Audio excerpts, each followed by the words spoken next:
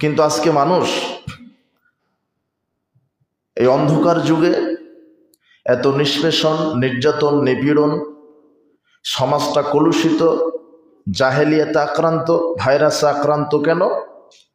আল্লাহর দেওয়া বিধান, দিন ইসলাম, কোরআন হাদিসকে বাদ দিয়ে মানুষ তার নিজের রচিত বিধান দিয়ে নিজের জীবনকে পরিচালিত করতে গিয়েই মানুষ এখানে মার খাচ্ছে।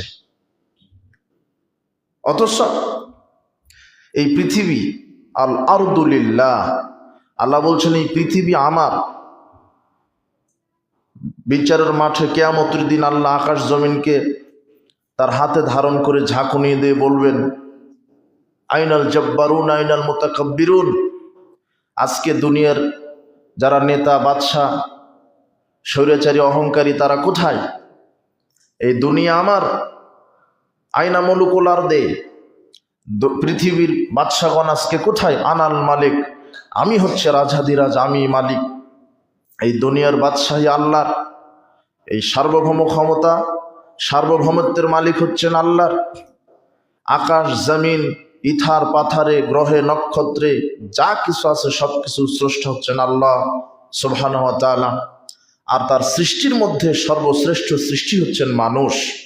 আল্লাহ বলছেন, লাকাদ কাররামনা বানি আদম, আমি আদম সন্তানকে মর্যাদা দিয়েছি। আমার সৃষ্টির সেরা সৃষ্টি হচ্ছেন মানুষ।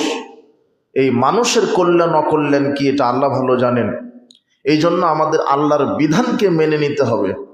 আজকে সমাজ সংস্কারের কথা যদি আমরা বলতে চাই,